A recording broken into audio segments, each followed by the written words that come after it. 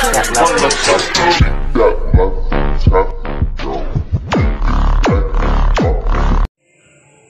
guys, nandito ako sa CR kasi naisip ko ipaprank ko yung sister ko kasi hindi talaga yun marunong magalit guys, maliban lang kung ano tawag nito, yung talagang hindi na pwede ba, kumbaga hindi na mahilot tulad niya, nasa mag-office siya, so hindi pwedeng maistorbo siya sa trabaho niya. So ipaprank ko siya ngayon guys kasi di ba mahal ang bigas ngayon.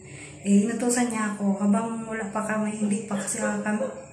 Siya kasi yung bibili ng ng pagkain ng aso. Kasi isang sako yun, hindi ko naman kaya yun. So bibili muna ako ng mais.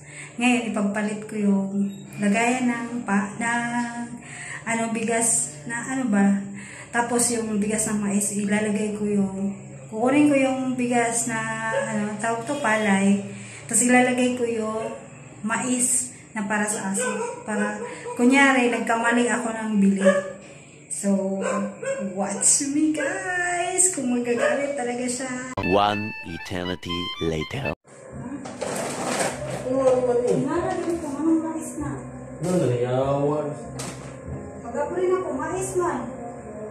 Ito ang nato na yung ikaw ginuwa namin kaya alam mo mag-isip sinat ko. Tingala galing ko maisang sulog. Kung ano yung gitanaw? Nag-ulit naman ako, nagtutuwatan kayo. Anong gawin na yun ang mais? Nanayabag na ni.